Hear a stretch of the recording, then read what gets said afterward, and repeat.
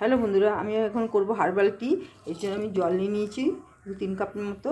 আর এখানে নিয়েছি তেজপাতা, আদা, লবঙ্গ, এখানে হচ্ছে গোলমরিচ, এখানে হচ্ছে এলাচ, এখানে হচ্ছে দুটো দারচিনি, দুটো এলাচ। এটা দিয়ে আমি হার্বাল টি করব। জলটা ঢেলে নিচ্ছি, নিয়ে তাহলে আমি এগুলো সব দিয়ে দিচ্ছি।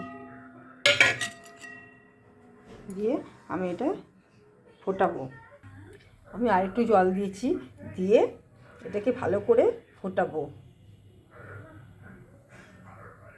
যা জল আছে তা ফুটে ফুটে একটু কমে যাবে, না ফোটালে এগুলো বেরোবে না।